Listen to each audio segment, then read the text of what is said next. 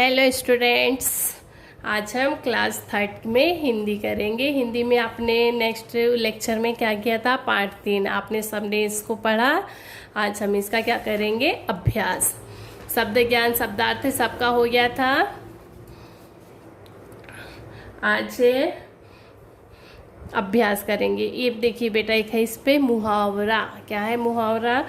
लोटपोट होना। लोटपोट होना का क्या होता है? खूब हंसना। क्या होता है लोटपोट का? खूब हंसना। फिर है अभ्यास में करेंगे अभ्यास पाठ ज्ञान। इसका है मौखिक। गौरव का परिवार कैसा है? क्या है पहला क्वेश्चन? गौरव का परिवार कैसा है? इसका उत्तर होगा गौरव का परिवार एक आदर्श परिवार है। गौरव का परिवार कैसा है? एक आदर्श परिवार है। गौरव का परिवार कैसा है? गौरव का परिवार एक आदर्श परिवार है। गौरव के पिताजी अपना काम किस प्रकार करते हैं? गौरव के पिताजी अपना काम किस प्रकार करते हैं? इसका उत्तर क्या होगा? गौरव के पिताजी अपना काम पूरी ईमानदारी से करते हैं। कैसा करते हैं गौरव के पिताजी अपना काम? पूरी ईमानदारी से करते हैं। ओके, नेक्स्ट है गौरव के चाचा जी क्या करते हैं? गौरव के चाचा जी क्या करते हैं? तो गौरव के चाचा जी का अपना व्यवसाय है। गौरव के चाचा जी क्या करते हैं? उत्तर इसका क्या होगा? गौरव के चाचा जी का अपना व्यवसाय है। गौरव के चाचा जी का अपना क्या है? एक व्यवसाय। अब है नेक्स्ट दीर्घ उत्तरीय प्रश्न ने। गौरव का परिवार कैसा परिवार है? गौरव का परिवार एक आदर्श परिवार है। गौरव के पिताजी जी अपना काम किस प्रकार करते थे? गौरव के पिताजी अपना काम पूरी ईमानदारी से करते। गौरव के चाचा जी क्या करते? गौरव के चाचा जी का अपना एक व्यवसाय है। पेज नंबर निकालिए 22। इसमें है लघु उत्तरीय प्रश्न। क्या करेंगे ये? लघु उत्तरीय प्रश्न। Page number 22। गौरव की माँ का स्वभाव कैसा है? गौरव की माँ का स्वभाव कैसा है? तो इसका आंसर क्या होगा? गौरव की माँ का स्वभाव बहुत अच्छा है। गौरव की माँ का स्वभाव बहुत अच्छा है। नेक्स्ट है संध्या समय बच्चे किसके साथ उद्यान जाते हैं? संध्या मतलब क्या होता है? शाम। तो संध्या समय बच्चे किसके साथ उद्यान जाते हैं? संध्या समय बच्चे दादाजी के साथ उद्यान जाते हैं। क्या होगा इसका आंसर? संध्या समय बच्चे दादाजी के साथ उद्यान जाते हैं। कहाँ जाते हैं? उद्यान। उद्यान मतलब क्या बताए थे? बगीचे में। नेक्स्ट है गौरव के परिवार के सदस्य सगे संबंधियों से कब मिलते हैं? गौरव के परिवार के सदस्य सगे संबंधियों से कब मिलते हैं? तो इसका आंसर होगा गौरव के परिवार के सदस्य सगे संबंधियों से मुख्य त्योहारों में मिलते हैं। कब मिलते हैं? मुख्य त्योहारों में मिलते हैं। फिर से रिपीट कर रही हूँ। गौरव की माँ का स्वभाव कैसा है? तो गौरव की माँ का स्वभाव बहुत अच्छा है। कैसा है गौरव की माँ का स्वभाव? बहुत अच्छा। संध्या समय बच्चे किसके साथ उद्यान जाते हैं? इसका आंसर होगा संध्या समय बच्चे दादाजी के साथ उद्यान जाते हैं। संध्या समय बच्चे किसके साथ उद्यान जाते हैं? दादाजी के साथ। फिर है गौरव के परिवार के सदस्य सगे संबंधियों से कब मिलते हैं? तो इसका आंसर होगा गौरव के परिवार के सदस्य सगे संबंधियों से मुख्य त्योहारों में मिलते हैं। कब मिलते हैं? मुख्य त्योहारों में। अब है क्वेश्चन नंबर 2 दीर्घ उत्तरीय प्रश्न। क्या है? दीर्घ उत्तरीय प्रश्न। पहला प्रश्न क्या है? गौरव के परिवार को भाग्यशाली क्यों कहा गया है? गौरव के परिवार को भाग्यशाली क्यों कहा गया है? तो इसका आंसर क्या होगा? गौरव के परिवार को गौरव के परिवार को भाग्यशाली इसलिए कहा गया। गौरव के परिवार को भाग्यशाली इसलिए कहा गया क्योंकि परिवार के सभी सदस्य एक दूसरे का आदर करते हैं और आपस में प्रेम पूर्वक मिलजुल कर रहते हैं। गौरव के परिवार को भाग्यशाली क्यों कहा गया? क्योंकि गौरव के परिवार के सभी सदस्य आपस में कैसे रहते हैं? एक दूसरे से मिलके रहते हैं, प्रेम पूर्वक रहते हैं और सबका क्या करते हैं? सम्मान। आदर, आदर मतलब क्या बताए थे? सम्मान। तो सबका सम्मान करते हैं और सबसे मिलजुल कर प्रेम पूर्वक रहते हैं। फिर से रिपीट कर रही हूँ, गौरव के परिवार को भाग्यशाली क्यों कहा गया है?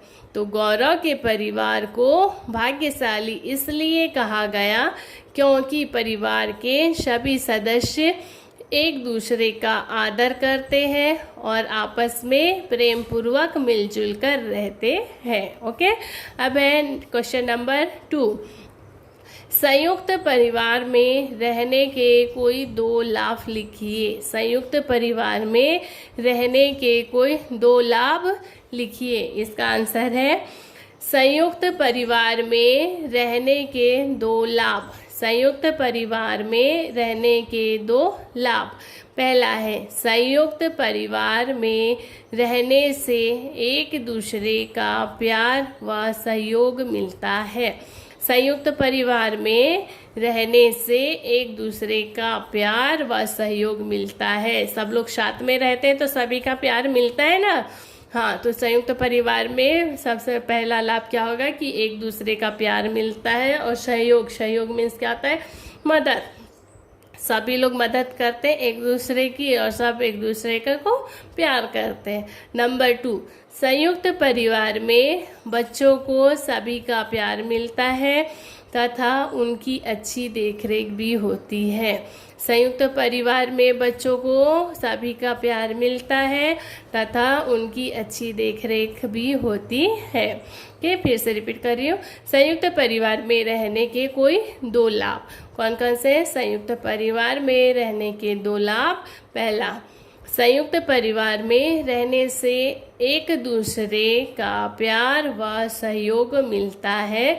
संयुक्त परिवार में बच्चों को सभी का प्यार मिलता है तथा उनकी अच्छी देख रेख भी होती है। ओके, इसको भी कॉपी में करेंगे आप।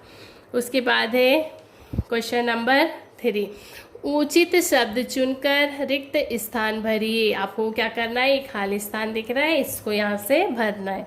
पहले, गौरव का परिवार खालिस्तान परिवार है। गौरव का परिवार कैसा परिवार है? गौरव का परिवार संयुक्त परिवार है। गौरव का परिवार कैसा है? संयुक्त परिवार। सब सदस्य खालिस्तान से रहते हैं। सब सदस्य कैसे रहते हैं? प्रेम से। कैसे रहते हैं? प्रेम से। बच्चों को अच्छी खालिस्तान दी जाती है। बच्चों को अच्छी क्या दी जाती है? शिक्षा। क्या दी जाती है? शिक्षा। प्रातःकाल दादाजी बच्चों को खालिस्तान के लिए ले जाते हैं। प्रातःकाल दादाजी बच्चों को कहाँ लेकर जाते हैं? सैर के लिए। कहाँ लेकर जाते हैं? सैर के लिए। फिर से रिपीट कर रही हूँ, गौरव का परिवार खालिस्तान परिवार है। गौरव का परिवार कैसा है? संयुक्त परिवार। सब सदस्य खालिस्तान से रहते हैं। कैसा रहते हैं सब सदस्य? प्रेम पूर्वक रहते हैं ना, यहाँ पर प्रेम। बच्चों को अच्छी खालिस्तान दी जाती है। बच्चों को अच्छी क्या दी जाती है? शिक्षा। प्रातःकाल दादाजी बच्चों को खालिस्तान के लिए ले जाते हैं। कहाँ लेकर जाते हैं दादाजी? प्रातःकाल। प्रातः मतलब सुबह। सुबह दादाजी बच्चों को कहाँ लेकर जाते हैं? सैर के लिए। अब है नेक्स्ट पेज नंबर 23 भाषा ज्ञान ग्रामर। आपको चित्र देखकर एक और समान अर्थ वाला शब्द लिखना है। ये आपको चित्र दिख रहा है, इसी को और क्या कहते हैं वो लिखना है, समान अर्थ। ये क्या है? उद्यान। उद्यान को और क्या बोलते हैं? बगीचा। यहाँ पर क्या आएगा? बगीचा। ये क्या है? पेड़। पेड़ दिख रहा है, पेड़ को और क्या बोलते हैं? वृक्ष। क्या बोलते हैं? वृक्ष। क्या लिखेंगे? वृक्ष। ये क्या दिख रहा है आपको? समाचार पत्र। क्या है? समाचार पत्र। इसको और क्या बोलेंगे? अखबार। क्या बोलेंगे? अखबार। क्या लिखेंगे यहाँ पर? अखबार। और ये क्या कौन है? माँ। माँ को और क्या बोलेंगे? माता या फिर जननी। क्या है ये? माता। ठीक है, ये क्या है? समान अर्थ वाले। ये आपको बगीच उद्यान, उद्यान को और क्या कहते हैं, उससे समान शब्द उद्यान को और क्या क्या कहते हैं वो लिखना है आपको। तो उद्यान को क्या बोलेंगे? बगीचा। ये आपको क्या दिख रहा है? वृक्ष। वृक्ष को और क्या कहेंगे? पेड़। पेड़ को और क्या कहेंगे? वृक्ष। समाचार पत्र। समाचार पत्र को क्या कहेंगे? अखबार। माँ। माँ को क्या कहेंगे? माता। अब है क्वेश्चन नंबर 2 इसका। विपरीत अर्थ वाले शब्दों का मिलान कीजिए, यानी कि विलोम शब्द। विपरीत, उल्टा, उसका उल्टा शब्द लिखना है। जैसे प्रातःकाल। प्रातः मतलब होता है सुबह, तो सुबह का क्या होगा? शाम। शाम को क्या बोलेंगे? सायंकाल। क्या बोलेंगे? सायंकाल। तो प्रातःकाल का सायंकाल। प्रेम। प्रेम को, प्रेम का उल्टा क्या होगा? घृणा। क्या होगा प्रेम का उल्टा? घृणा। आदर। आदर का विपरीत उल्टा क्या होगा? अनादर। आदर का क्या होगा? अनादर। ईमानदारी। ईमानदारी का क्या होगा? बेईमानी। ईमानदारी का क्या होगा? बेईमानी। फिर से विपरीत शब्द, उल्टा, उल्टा शब्द लिखना है। जैसे रात का दिन होता है, सुबह का शाम होता है, हंसना का रोना होता है ना, वैसे ही इसको उल्टा करके लिखना, उल्टा करना है। विपरीत। प्रातःकाल। प्रातःकाल का क्या होगा? सायंकाल। प्रेम। प्रेम का क्या होगा? घृणा। आदर का क्या होगा? अनादर। ईमानदारी का क्या होगा? बेईमानी। आपको ये डायग्राम नेक्स्ट है, चित्र को देखकर उनके नाम लिखिए। आपकी बुक में ये चित्र देख रहे हैं, आपको इनके नाम लिखना है। ये काय का है? इसमें है ऑरेंज, एप्पल, बेरी। तो ये क्या हुए पूरे मिलाकर? फल। तो यहाँ पर क्या आएगा? फल। ये आपको क्या दिख रहा है? चिड़िया। चिड़िया। क्या है? चिड़िया। ये क्या है? किताब। और ये क्या है? लड़का। ये करना है। यहाँ पर देखिए, किसी व्यक्ति, वस्तु या स्थान के नाम को संज्ञा कहते हैं। किसी व्यक्ति, वस्तु या स्थान के नाम को संज्ञा कहते हैं। किस किस को कहते हैं? व्यक्ति का नाम हो गया, वस्तु हो गई, या फिर स्थान या फिर जगह, ये सबको क्या बोलते हैं? संज्ञा। ये सभी संज्ञा शब्द हैं। अब है नेक्स्ट पेज निकालिए, पेज नंबर 24। नीचे लिखे वाक्यों में पूर्ण विराम का चिन्ह लगाकर दोबारा लिखिए। पूर्ण विराम। पूर्ण विराम जैसे हिंदी में आंसर कंप्लीट होता है, उसके बाद क्या लगता है? पूर्ण विराम। या फिर अपनी कोई सी भी बात कंप्लीट हो जाती है, पूरी हो जाती है, उसके बाद क्या लगाते हैं? पूर्ण विराम। तो है, हमें अपने बड़ों का आदर करना चाहिए। यहाँ पर पूर्ण विराम नहीं लगा है, तो इसी को दोबारा लिखना है। हमें अपने बड़ों का आदर करना चाहिए। ये क्या हो गया? पूर्ण विराम इसको बोलते हैं। अपनी बात कोई सी भी जब कंप्लीट हो जाती, पूरी हो जाती, तब लगाते हैं, क्या लगाते हैं? पूर्ण विराम। नंबर 2 है, सदा मिलजुल कर रहना चाहिए। सदा कैसे रहना चाहिए? मिलजुल कर। यहाँ पर पूर्ण विराम लगाए क्या? नहीं लगाए, तो इसको वैसे ही लिखना है और लास्ट में क्या लिखना है? पूर्ण विराम। सदा मिलजुल कर रहना चाहिए। ओके। अब है ये देखिए, जब वाक्य पूर्ण हो जाता है, यानी आप कोई भी बात कर रहे हो और वो पूरी हो जाती है, अर्थात एक ही बात पूरी हो जाती है, तो अंत में पूर्ण विराम का चिन्ह लगाया जाता है। ओके। फिर है श्रवण कौशल।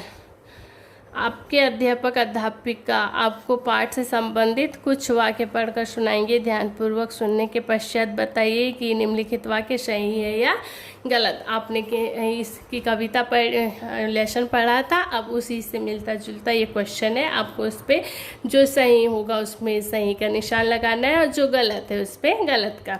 जैसे गौरव का परिवार एक आदर्श परिवार है। गौरव का परिवार कैसा है? आदर्श परिवार, तो इसमें राइट। यहाँ एक एकल परिवार है, यह संयुक्त परिवार था, एकल परिवार नहीं था, तो यहाँ पर क्या आ जाएगा? रॉन्ग। गौरव के पिता डॉक्टर हैं। गौरव के पिता क्या करते थे? इंजीनियर थे, तो ये आंसर क्या होगा? रॉन्ग होगा। वे अपना कार्य पूरी ईमानदारी से करते थे, और गौरव के पिताजी अपना काम कैसा करते थे? पूरी ईमानदारी से, तो इसका आंसर क्या होगा? राइट। गौरव के दादाजी व चाचा जी का अपना एक व्यवसाय था। गौरव के दादाजी और चाचा जी का क्या था? अपना एक व्यवसाय, तो ये आपको ऐसा टिक लगाना है। अब इसमें क्या? बच्चों अपने चित्र की एक एल्बम तो देखी होगी, ऐसी ही एक एल्बम बनाइए जिसमें अपने परिवार के सभी सदस्यों के चित्र लगाकर संबंध भी बताएं। यहाँ पर आपको डायग्राम बनाना है, आपके घर पे कौन कौन रहता है और उसके साथ आपका संबंध कैसा है, माँ का, पापा का, भाई का, बहन, चाचा, चाची, जो भी संबंध है वो आपको इस पर लिखना है। ओके, अब आपको इसमें कॉपी में क्या क्या करना है? कॉपी में तो सबसे पहले आपने शब्दार्थ किया होगा, उसके बाद लिखेंगे आप मौखिक, उसके बाद लिखेंगे आप लघु उत्तरीय प्रश्न, दीर्घ उत्तरीय, उचित स्थान खाली स्थान भरिए, समानार्थ, विपरीत शब्द और सही गलत, ये ओके। इसको आपको कॉपी में करना है, सुंदर वर्क करना है और याद भी करना है। ओके।